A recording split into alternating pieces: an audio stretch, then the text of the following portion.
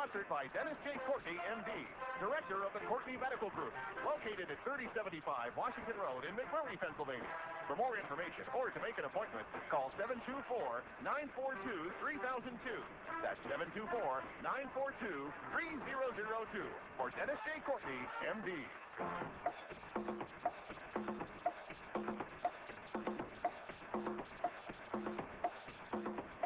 Good morning, everybody. Good morning, everybody, and welcome to AM Impact on Your Health. AM Impact on Your Health, where every day our goal is to have you learn at least one thing to help you live better and longer. AM Impact on Your Health, of course, is heard each and every Monday, Wednesday, and Friday from 8 to 9 o'clock. I'm Dr. Dennis Courtney, and I'm with you each and every Monday, Wednesday, and Friday from 8 to 9. AM Impact on Your Health, where each day you'll find current medical news, knowledgeable guests, fascinating health topics, and where we do encourage you to call in to join in. Today, well, it is a Friday version of the show. It is a get 'em up out of town version, as we usually like to do. We are going to open it up to you today. I got some final thoughts. I have many thoughts on this issue of National Breast Cancer Awareness Month and mammograms and the like, and maybe we need to start looking in a positive direction to what you do about this whole issue. I say you got to start considering thermograms. On Monday, too, our guests will help to illuminate that issue much clearer. So what's on your mind about this? You've heard me spout forth. Have I helped you, hurt you, created more confusion, created more controversy? Any light you'd like to shed on this from your own perspective would be greatly appreciated. The number to do that, of course, as always, will be 412-825-6262. That's 412-825-6262. National Breast Cancer Awareness Month. Now, calendar-wise, here is the way it is stacking up. Yes, on Monday, the girls were going to be here. We're going to let them speak of this thing called a thermogram. From their perspective, they're the technicians that literally travel around the entire western Pennsylvania area, including New York, Maryland, and some other states besides, able to perform the procedure. They'll be able to talk about that procedure at great length. You may have questions about it. You'll certainly want to tune in on Monday when the girls from Three Rivers Thermography are here with us.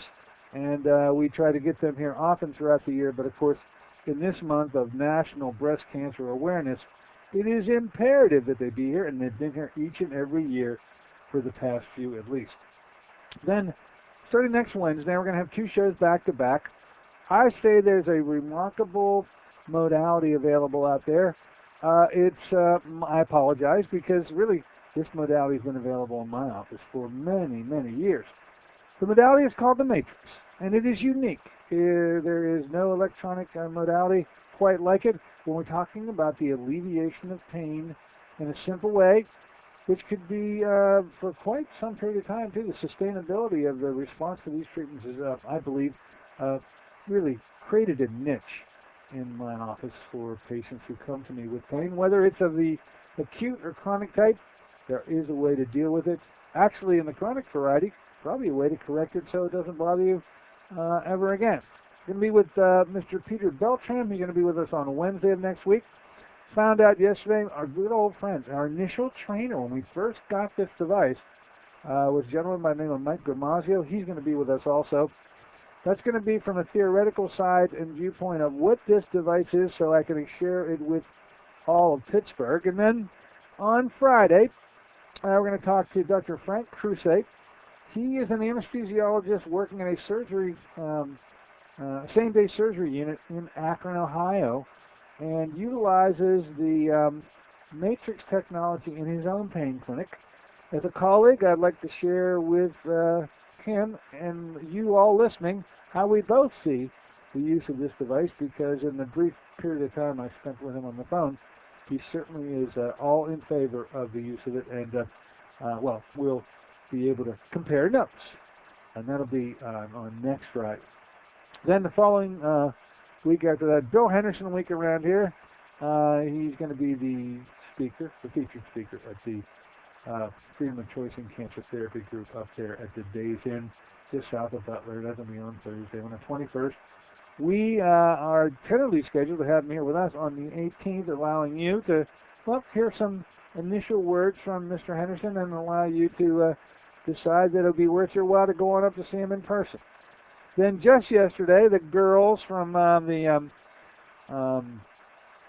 group that promotes a lot of the authors of the people that we have on our show here called me, and guess who was available? Cass Ingram is going to be a guest after just being here last month as a speaker up there, and many times a guest here. He is going to be a speaker and going to be one of our guests once again on the 25th. Oddly enough, he's going to be calling us from England. He's going to be in, I think, London, and the time will work out well for him because I think there's a 6-hour difference between where we are and they are, and it'd be more like a 2 in the afternoon when he comes on the show. But he'll be calling in on that day, so that will really round out the month so far. There may be a couple additions, but it's a strong month for the guests here on the show. Enjoy bringing you each and every one of them. Let's see, a couple other issues. Oh, for the Spirit, now you'll hear their spots every time we cut the commercial. Deborah Ray gives you the phone number to call in, and we certainly want you to do it. That number, once again, is 1-800-442-3793. I think I already mentioned, if I did not, there's so much demand for this product, and it's not available any other way. You're not going to find it in any stores ever. I think I'm pretty safe in saying that. It's just not the way this company's structured. If you want that product, the typical fruit purees, 13, 14 of them, which taste wonderful, and alkalinizing minerals from the Dead Sea, something called resveratrol, you've heard of it, also included in the product. 1 ounce is the equivalent of 5 servings of fruits and vegetables in terms of its antioxidant capability. I was put on notice that there's so much demand for the product that there's a delay, as much as a week. So look, that's nice that there's that much demand out there. I'm sure the little blurbs I'm getting from the company tell me it will be but a while before they adjust to this new demand and they're back on schedule. But if you call in for the product, realize that you're going to be told it's not going to be an overnight thing as it has been. It will take some time. The product costs still $29.95, which is a wonderful deal in terms of a monthly outlay of an expense that has worth to it. Should also mention, finally cut up it on the archives. Had a glitch in my computer here. Don't know how to explain it. It just sort of corrected itself. And so yesterday I put up the last of the last three shows in a row. I had difficulty getting them up. They're up on the archives now. So all this discussion about mammograms, Dr. Hanna's returned to us on Monday. That show is now up. The show on Wednesday when we talked about Dr. Goffman and Dr. Manny, that's up there too. And of course today, right after we're done with this show, it'll be up. The archives is packed. All previous shows now up for your listening enjoyment, your re-listening enjoyment, or any of you who go to work maybe come back home, and I know you do because you tell me you do, and you need to listen to it firsthand. Well, now they're all up and able to be used for just that purpose. Okay, let's do this. We're gonna take a short break. When we come back, I've got some closing. I got many closing thoughts on this issue of mammography and mammograms, National Breast Cancer Awareness Month. Sort of scattered all over the place. Maybe you can keep me on point. If you've got a comment, if you've got a question relating to it, or any other medically related issue, give us a call, 412-825-6262. It is National Breast Cancer Awareness Month. Be right back.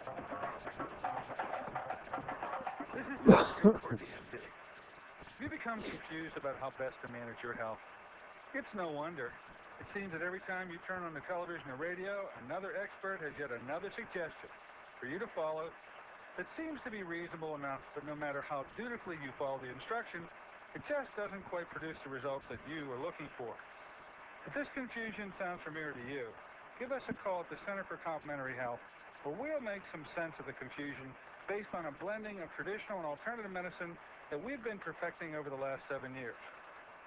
We offer metabolic nutrition testing, immune system repair, natural hormone replacement therapy, chelation therapy, cutting-edge allergy correction, and a host of other safe and effective alternative therapies.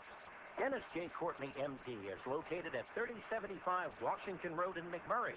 Phone 724-942-3002.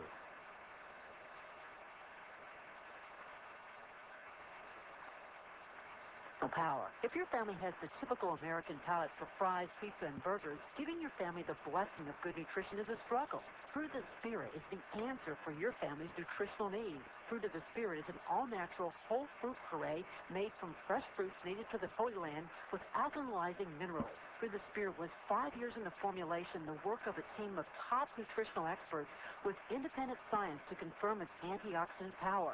1 ounce a day provides the equivalent of 5 servings of fruits and minerals. Fruit of the Spirit is convenient, affordable, and delicious. Even your picky family will sing the praises of Fruit of the Spirit. Give your loved ones the blessing of good nutrition. Call 1-800-442-3793 for a special promotional offer. Fruit of the Spirit, a blessing for your good health. That's 1-800-442-3793. Call them now, 1-800-442-3793.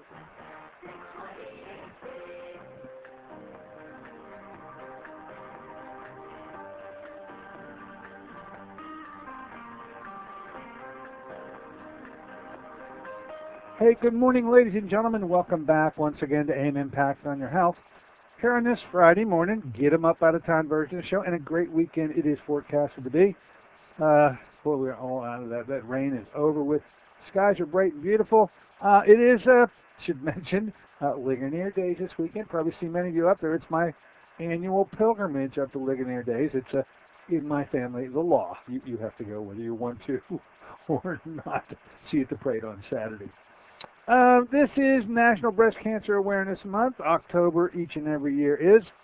I actually still have not had anybody to call me. I'm assuming that fountain is very pink down there at the point. And, of course, Sunday will roll around, and it will be a pink extravaganza once again the entire month.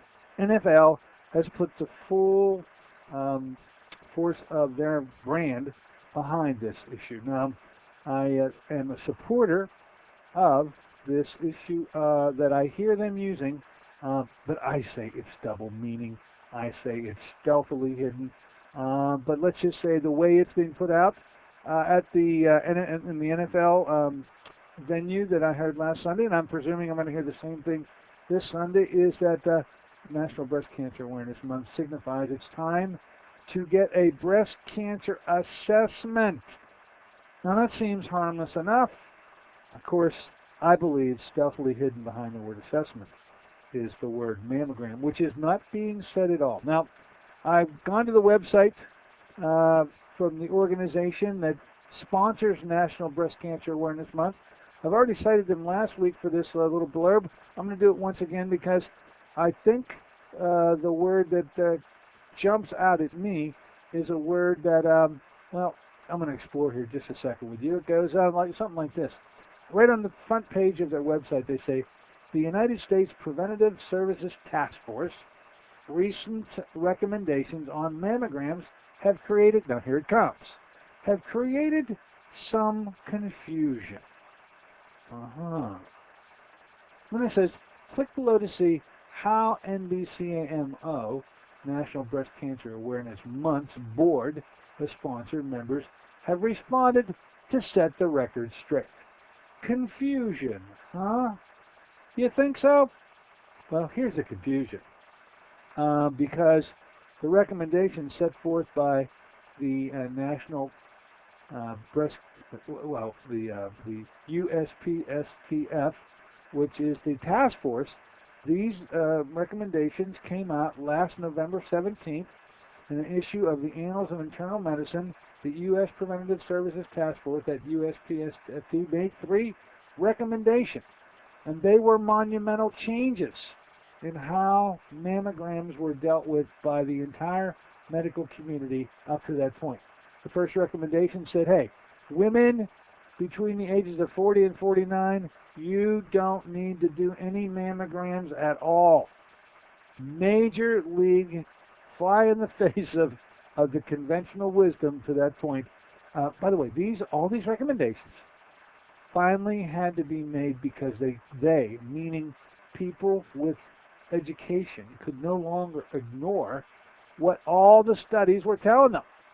Because I think up to that point, that's what was being done. They were being ignored. The second recommendation, which said biennial screening mammography for women should begin between the ages of 50 and 74. Biennial, not annual. That was another major change because these folks have been screaming that you should be getting annual mammograms, and now they just cut those in half. And then finally, the third recommendation put out by the U.S. Preventive Services Task Force back on November 17th of last year was, it recommends against teaching breast self-examination. Which, on the one hand, you go, why would they do that? Hey, remember it all comes down. This entire thing comes down to one salient fact, that the way that mammograms are being done, there was no change in mortality with or without the study. You cannot justify exposing people to x-rays over and over and over again to have a consequence. We're going to get into that in a little bit. But finally, the scientists who were on the task force came out with those recommendations. Well, the confusion begins not because of the recommendations. They're strong. They are concrete. They are finite. But now all the other organizations have decided, and I include Dr. Manny at the top of the list. Dr. Manny Alvarez is like the Fox doctor. He's the OBGYNer who sits on the couch with Gretchen and all those other folks. They say, you know what? We're not going to necessarily follow. We, the OBGYNers, say screening mammography should begin every 1 to 2 years for women ages 40 to 49. We say we don't believe in that thing that you said about them not doing mammograms at all. They secondly say everybody should get a mammogram every year for women ages greater than 50, when the new recommendations had cut them in half. And finally they said breast cancer self-examination, or breast self-examination, has the potential to detect palpable breast cancer. And it sure does. But somehow they're losing the entire intent, which is to try to improve on the mortality that is associated with breast cancer. And the mammogram doesn't do it. Doing them at 40 to 49, doing them at 50, and having breast cancer self-examination or breast self-examination performed to find a palpable lesion in every single case. The mammogram, the breast self-examination, all detects potential malignancies at a size that has shot by the famous Courtney 1 millimeter rule. A 1 millimeter rule is a pretty powerful rule. It's a rule that you'll never see written in black and white. It only comes up in my conversations with my colleagues who, after I tell them what the 1 millimeter rule is, they muse over it for just a bit, and then they go, you know what? That's right. I agree with you. That'd be okay. And so that 1 millimeter rule, which I'm now going to reveal once again, I keep doing it over and over again, is goes something like this. Anytime a malignancy has attained the size of 1 millimeter, which is the size of the tip of a pen, it is already metastasized and off to the races. That is the true salient point that makes all of this stuff with the mammograms, where no lesion has ever been detected at 1 millimeter. Normally, the size of the lesion that's going to be illuminated through the use of such a study starts at about 1 centimeter and usually is higher than that. The breast self-examination usually reveals lesions of greater than 1 centimeter, all of which the mammogram, the breast self-examination, have shot by this 1 millimeter rule. Interesting, the other day we had Dr. Hannah on the show, and it came out, I asked her during the show how she felt about this whole thing with mammograms and Breast Cancer Awareness Month, and it was revealed. It caught me off guard a bit. I was a little taken aback by it when she said, "Oh, hey, I'm a survivor. I'm a breast cancer survivor." And the moment a woman says that to me, they get put in a different category because immediately they have walked in a set of shoes that I never have, and many of you out there have not either. And so, however they feel about this issue, takes immediate respect with me, simply because the fact that they're going through a rough time here. And off the air, after the interview was over with, and I spoke to Dr. Han a little bit off the air, I said, "Look, I had no idea. I wouldn't have brought this up a bit if I had known that you were a breast cancer survivor and it may be a very sensitive issue." She goes, "No," and here's the point that I want to make. She goes, "I'm doing fine now." She goes, "But check back with me in about 20 years." And without ever elaborating too much on what she meant by it, she certainly knows what I mean by it, and that is this 1 millimeter rule that she may have never read either, even as a physician, a pediatrician, is what she's living under right now. She knows that the metastatic spread that came with her breast cancer, that was the breast lesion was corrected through lumpectomy, and I didn't really get into whether she did chemo or radio. I just dropped that issue.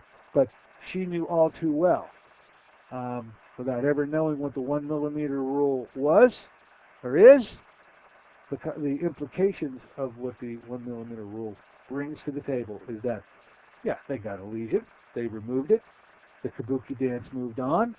Whether chemo and radio or both followed, I didn't get into. I already mentioned that.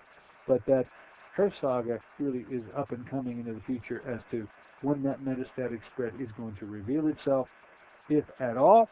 And so I can imagine we'll be talking to the great Dr. Hanna multiple times over the next 20 years. Okay, another point that I jotted down. Hadn't come up in my previous discussions. It comes up now. Because what I keep hearing from the conventional medical community is how wonderful things are with mammograms, how great they are, because they continue to use a term called survival. They say, hey, survival is really greatly improved with the use of mammography. People are living, once stealthily, it's also a stealthily hidden use of jumbling of words. They say people are living longer and longer all the time because they get these mammograms. And this is a little item that was pointed out back in 2002 by our good friend Dr. Goffman in that paper that I quoted from the other day.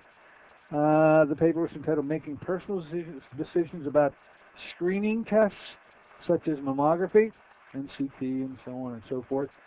But the issue of survival times is what comes up. And the concept of the 1, 3, and 5 year survival rates has got to come to the forefront now in our discussion, because it is it's a shell game, it's a play on words that the conventional medical community uses.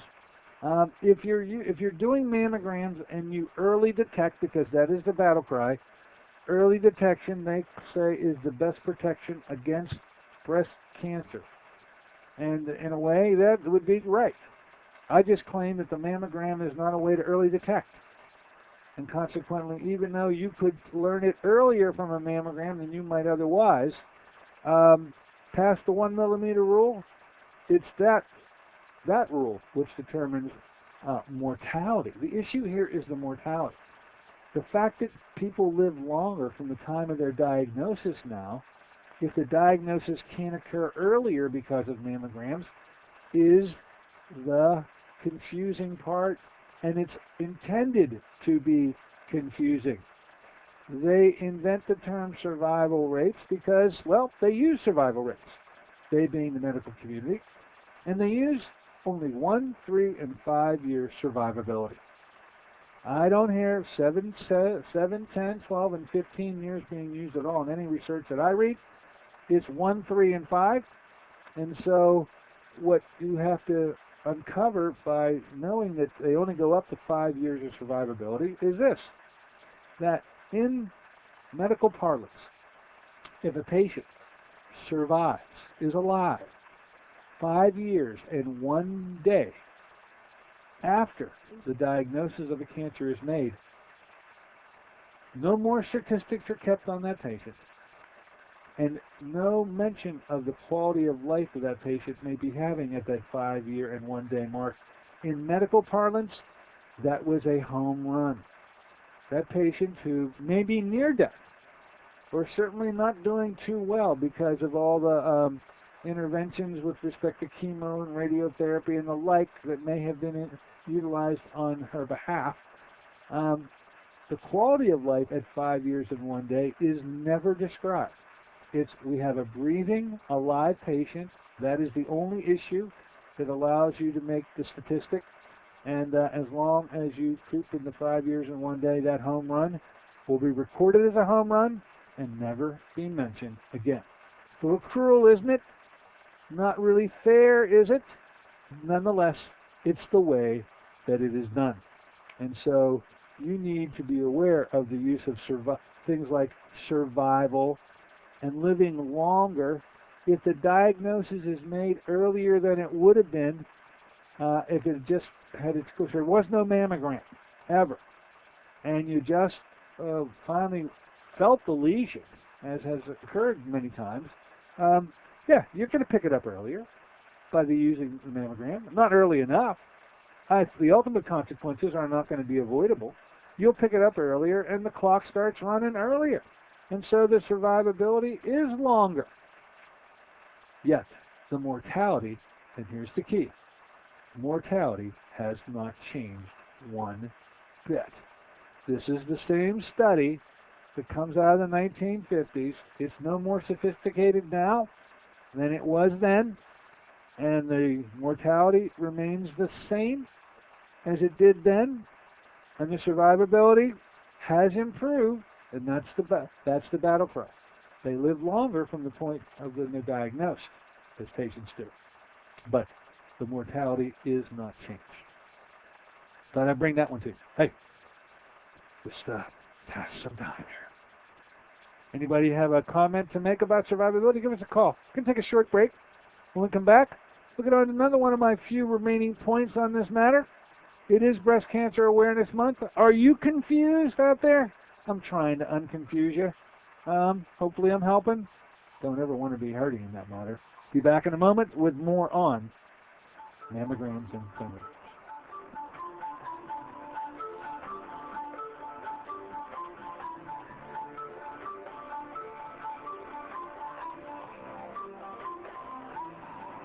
Have you been to the doctor lately? What's the big top of your complaint list?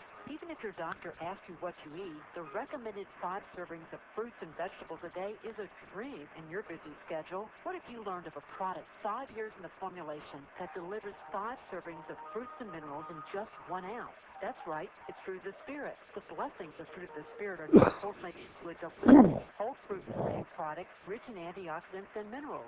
Your health is more than just a test result. It's a balance of physical, spiritual, and emotional factors. You work regularly to strengthen your faith. Let Fruit of the Spirit help cover your nutritional needs in a convenient and cost-effective ounce a day. Call 1-800-442-3793 for a special promotional offer. Fruit of the Spirit, a blessing for your good health. Fruit of the Spirit, 5 servings of fruits and minerals with no added sugars.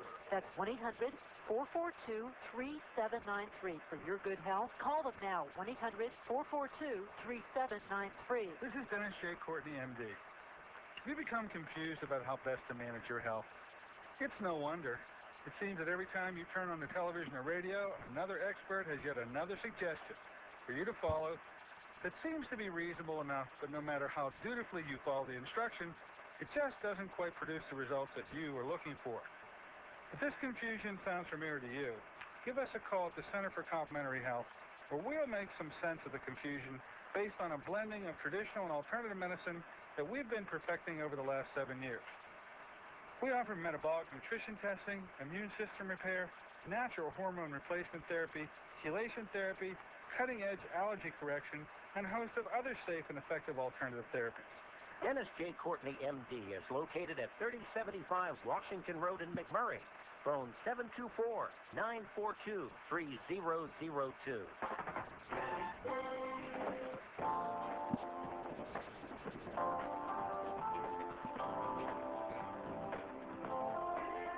Hey, good morning, ladies and gentlemen. Welcome back to An Impact on Your Health here on this Friday morning version of the show. Hey, get 'em up out of town version of the show. Hey, what's on your mind about breast cancers or National Breast Cancer Awareness Month or mammograms or anything at all? It doesn't have to be related to this.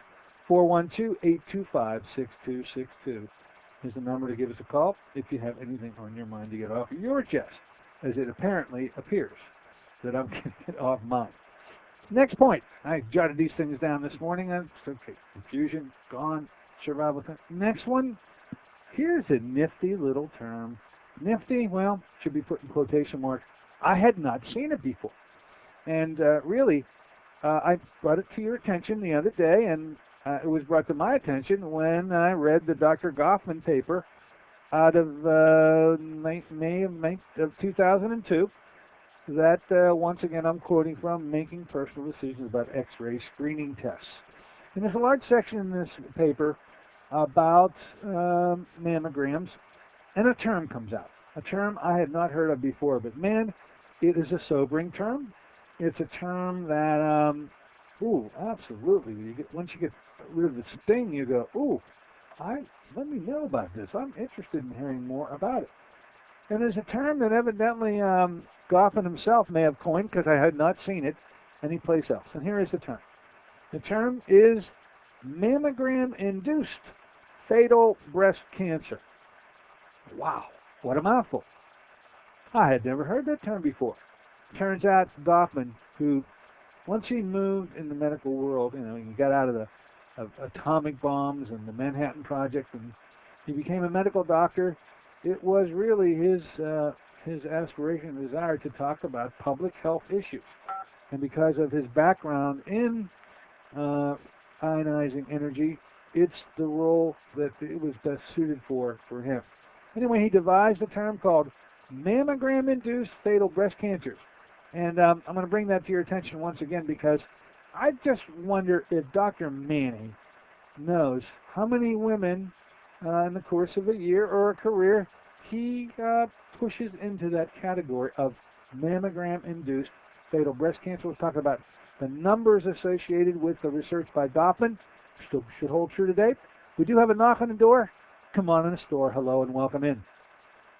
Morning, Dr. Courtney. Hi. I'm still in the process of getting hold of the Physicians for Responsible Medicine, and I'll get back to you as soon as I hear from them. That'd be wonderful. In the interim, let me sort of sum up what you're telling the listening audience. If you use the 1 millimeter rule, that it's already metastasized, therefore it has, by extension, metastasized before it's 1 millimeter. And does that also infer to the fact that thermograms can be useful because they can detect the vascularity for those cells to escape to the bloodstream and metastasize? Well, I tell you what, you finally hit the real punchline. I intended to get to that punchline before the show was up today, really setting the stage for the Monday show when the girls are here. Oh, good. But let's just say that for those women who are sitting there and probably saying, I wish the guy would just shut up already. I mean, all right, it beat me over the head with this thing. I don't get the mammograms. I'm not going to get them. No, here's the good news. There is a study out there that can detect a breast cancer before the 1 millimeter rule has been expired. And that study, and it's an easy study, is the one we're going to be spending a lot of time with by the end of the show today and certainly on Monday. And that is called a thermogram. And that, as I believe, what needs to be replacing these mammograms, because there is no risk to the patient who has the thermogram as there is a risk to those who have the mammograms. Okay, then I'll wait with bated breath for that, but I do want to bring one other thing up, and that is going back to the ultimate prevention is to have your immune system identify these aberrant cells before they can even do much destruction at all. And we're always going back to these NK killer cells, T cells, B cells, and et cetera. and therefore we have to have a program sometime on you telling us the best way to upgrade these functional cells in the body. But I have heard a lot, I've been reading about a mushroom called Glandoderma lucidium, which they call reishi mushroom, that any woman that has any suspect of this going on in her system should be taking this mushroom. And apparently it's very widely used in the Orient for prevention as well as treatment. But I hate to focus on just one thing alone, because I know, as Kat Singer was pointing out, there are many substances on the planet that could fortify the immune system. So yeah, that immune system issue is a real dicey one to this extent. That immune system of ours, every single day, for our entire life, every day we generate malignant cells every single day. That's my understanding. And we end up killing those cells. Your immune system identifies them and kills them deader than dead daily for, what, 30, 40, 50 years? And then one day, it lets you down. Yeah. That one day, why is that day, why does that come? Well, it is usually not happening in your teenage years. It's usually happening when systems are overburdened from a lifetime's worth of abuse. But nonetheless, it could have been, in that particular case, another kind of infection where your immune system had its attention diverted and couldn't do the sentinel job that had been doing so well. Anyway, one day, it just doesn't do the job it had done for so many years, and a number of cells get through, and once they're through, we're in a different ballgame now. You can't consume the mushroom to compensate for the cancer that you now have. You have to deal with a way of ridding that of you of the cancer. The use of mushrooms, and I think what Cass would have said, I'm getting the message loud and clear, there are numbers of substances all over this world to boost the immune system. But once you've got a cancer, you've got to have a cytotoxic component to knock that cancer out. The immune system won't be able to catch up the ground that it missed on. So we need to talk about the best protection against a breast cancer is a good immune system to begin with. But we are utilizing we're talking about screening now and trying to find, did any of those cells ever get through one day, and do we have a breast cancer we have to worry about, or prostate cancer, or lung cancer, or any other cancers? And that's what this month is all about. And I know you're waiting with bated breath to get to the Thermogram issue. But I would also suggest that you might invite on your show one of the representative of a manufacturer of one of these infrared camera devices that they used in the diagnostic procedure. They might be able to shed some additional information, maybe a little bit more technical, but perhaps, and they could also comment on why this is not being adopted by conventional medicine over the X-ray interest. Yeah, I certainly got my own opinions for why it's not being adopted, but they're all sinister, and at some point the truth will prevail. But nonetheless, we hope to be able to make that real clear by the time the end of Monday rolls around about these cameras, their sensitivity, and their ability to pick up lesions that are so small that no other study can pick them up other than the Thermogram. It's just an excellent study, and I hope to be able to drive that point home. Okay, well, thank you. Absolutely. Thank you for your contribution. Bye-bye. Okay. So, the term, and I really enjoy hearing from that gentleman out there. The term was mammogram-induced fatal breast cancer. It was a term that blew me away when I heard about it. Sort of scary. It's a 50-center, but yet the wall that it packs with it is at least $5 to $10. It's not a 50-center at all. To think that there is such a thing called a mammogram-induced fatal breast cancer. Well, there are, and although I mentioned this the other day, it turns out that Goffman did the work back then in the early part of the turn of this century, and he said that if you take a woman age 50 and on average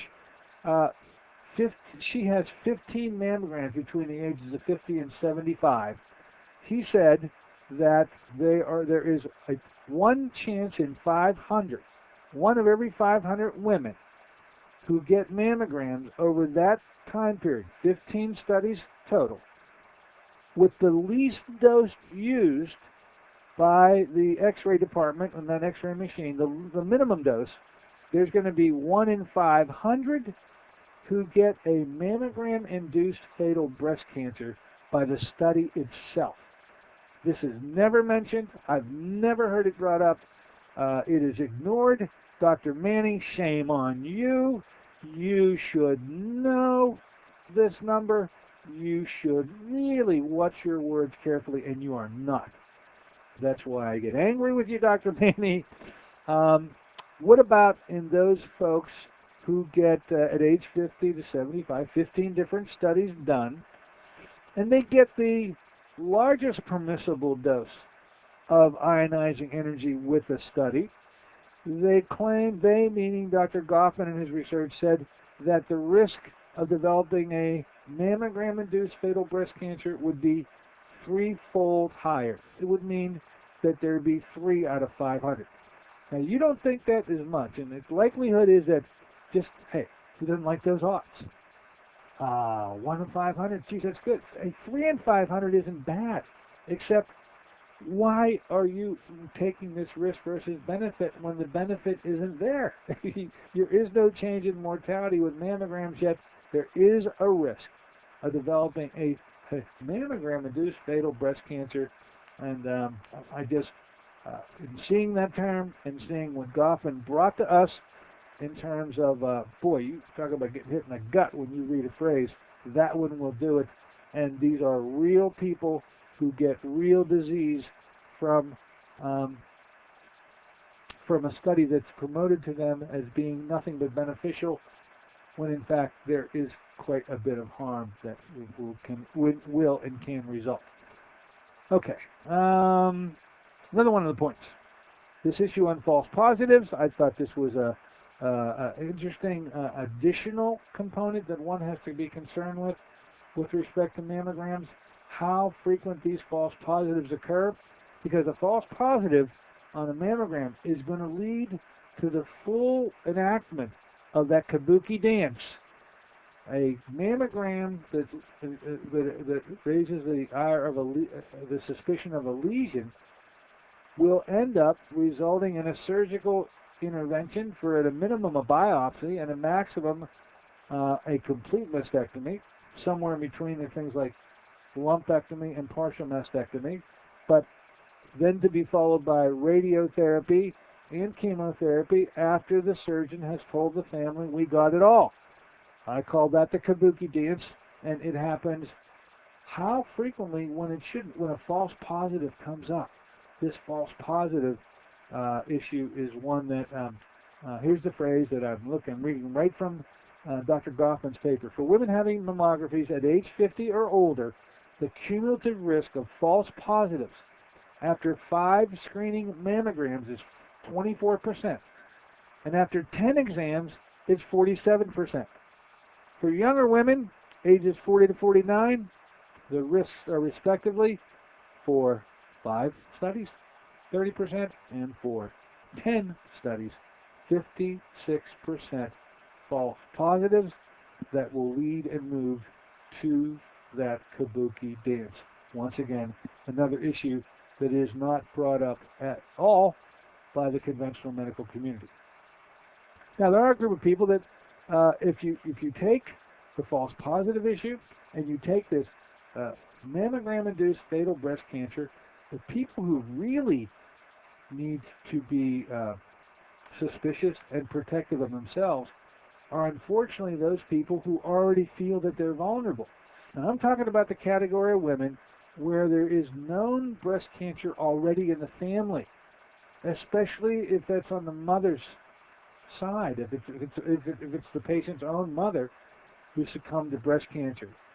This has been a group that's been highlighted by the conventional medical community as really requiring and needing screening mammograms very early. And I've had patients that I've consulted with who started, because their mothers had breast cancer, starting to get annual mammograms. By the way, sometimes 6-month interval mammograms from age 20 onward.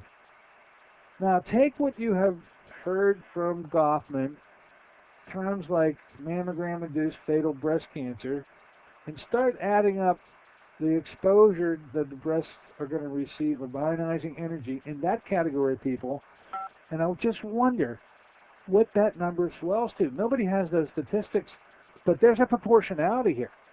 And so how many in 500 women getting those types of studies done every 6 months from the age 20 or every year from age 20 on get a mammogram-induced fatal breast cancer? I think the numbers would be staggering. So those who are most vulnerable and most concerned end up, by virtue of the conventional medical community, being at a greater risk and with greater concern under the guise that we're here to help you. It is just a conundrum. Hey, I hear a knock on the door. Come on in the store. Hello, welcome aboard. Hello. Good morning, Dr. Courtney. Hi. Hi, I wanted to put my 2 cents in this morning. A great topic that you have about cancer, and a couple things that you mentioned. One about how mostly cancer happens as we age, but there are things like childhood cancers, and I think we'd have to look to a viral component. Oh, yeah. The immune system trying to deal with viruses or vaccinations and that sort of thing when cancers happen when we're younger. What would you think about that? Yeah, in fact, this thing about the viruses, what we're going to find out is that each and every cancer is finally explored, and 100 years from now, when they know the cause, viruses are going to be at the root cause of just about all of them. I mean, I'd like to make a statement, all of them. Every time I get to a medical book and look at any disease, not even talking about cancer, there's a section in every book that I read called etiology. And so there's usually a list of, what the causes is, but always at the bottom of the list for every disease, including cancers, is a possible viral etiology. Yet every time they finally link a virus to a cancer, it'll get its front page run. It'll be on the Post-Gazette, and it'll be on the front page. I believe after the next 100 years go by, all the diseases are going to have a viral component proven, and maybe our ability to handle viruses is going to be a little better than it is right now. Yeah.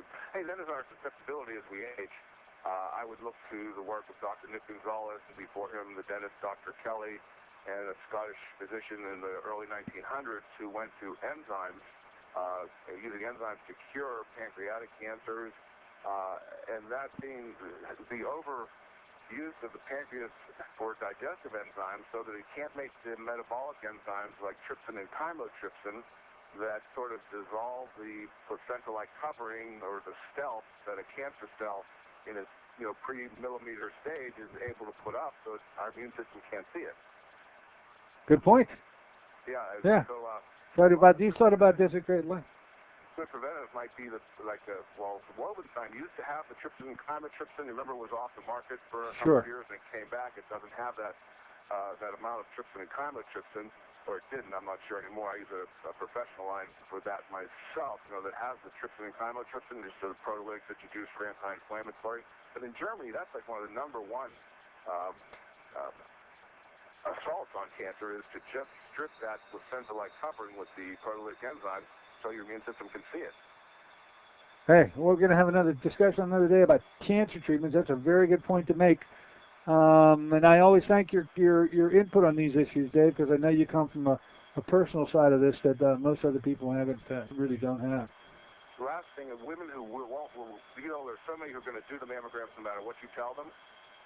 Would taking potassium iodide before they go to get that help before a mammogram? Hey, I'm not so sure that it helps, but you're the guy, I'm looking at it right now, who developed for me, because I utilize it, kerosene. Remember a homeopathic mixture that you put together for me? Yes. Talk to us a bit about that, because I believe that is an important way to help rid yourself of the harm that comes from any X-ray exposure on the homeopathic side. What are the ingredients in there? Carcinosin, 30C radiation, 6X, X-ray, 200C. What are all these? Well, those are in homeopathic. That's what they call it, nozos. So they're literally taking like a damaged tissue, the tissue that's damaged from radiation, or tissue that has had cancer, and they're making a homeopathic remedy out of it. You know how that works, the succussion dilution to the point there's no physical, no material substance in it, but it becomes very high as far as working with the energetic body. Yeah, very high potency. That makes sense to people, but I was looking more at iodine before a mammogram because, like Broad Beaver Valley's into the power plant, people were given potassium iodide tablets in case there's ever, like a 3 Mile Island episode or a Chernobyl episode.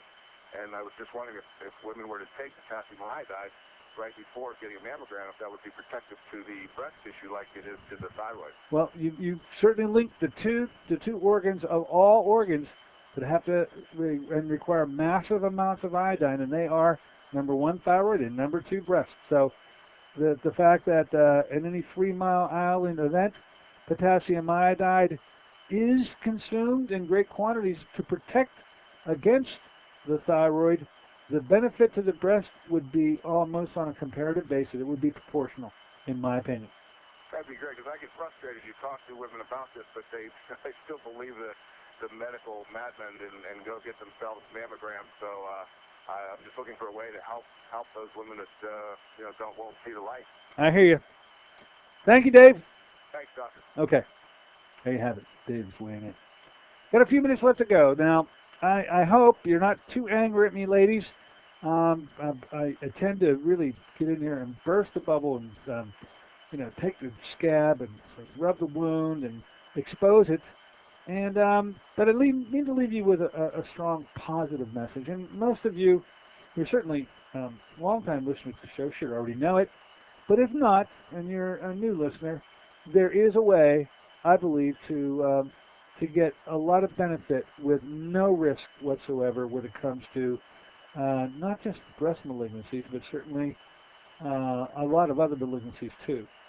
But that is the use of a thermogram. A thermogram is nothing more than a picture taken of you with a very sensitive infrared camera. These had initially a military application, and now the civilian application allows for, through a picture, to see changes in the temperature at the skin level all throughout the body. And there are great differences. You name the zip code, you name the area, there are the temperature differences within that area in every single person, unique to that person. But there are patterns of heat signatures, because after all, cancers are highly metabolic in nature. They divide at high rates. They are operating at a temperature higher than 98.6. Usually it's about 101, by the way. And that is a detectable thermographic event. That is visualizable. And if you take in the second component, which is that even before any other study could actually uncover it, these tumors are looking for a degree of that patient's nutrition that they can't get enough of, which is to try to get enough of a carbohydrate, especially glucose, so that they can feed itself disproportionately to what other tissues receive. And there's a great problematic issue, and I don't know why God did this, but He allows tumors to secrete a hormone called VEGF, and that stands for vascular endothelial growth factor. And then the influence of that, you grow a brand new set of blood vessels around the tumor to disproportionately feed the tumor. That's a dastardly act, but a thermogram can capture that act. And it can do so and tip a patient off 7 to 10 years before the mammogram ever could pick it up. So you're talking about the 1 millimeter rule and how you might very well be able to get an edge and a jump on it. The only way I know at this point is to use a thermogram. Thermograms are going to be our discussion on Monday. The girls are going to be here from Three Rivers Thermography. We're going to be talking about the thermograms. Now we're getting real positive. I'm done getting off my chest about the National Breast Cancer Awareness Month in terms of the mammogram issue. There's no confusion in my mind. The confusion is being created by the very organization who claims they're out to help you.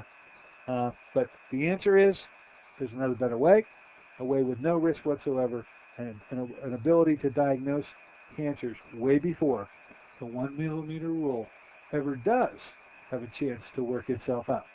And we do these mammograms. By the way, the girls will be able to maybe tell you where they go throughout the entire western Pennsylvania area. They come into my office 2 times a month. They go into many other doctors' offices, and wherever it may be that it's geographically more pleasing to you to be able to pick them up on their skill. Which, by the way, they're text only. They do the study. They do not read these things because we're in the digital age. These are sent digitally over the internet, the airways, to wherever the radiologist happens to sit who does the reading. I think they're out in the West Coast someplace. But the skill of those who read them is unquestionable, and they're able to read them. So a good tech taking the study and a good reading by the radiologist who reads the study will give women that edge that the mammogram just can't. Bongos in the background. It's the crescendo moment. We're on our way out of here. Have a wonderful weekend. Maybe see you at Ligonier Days, huh? Till then, see you on Monday with the girls from Three Rivers. So long.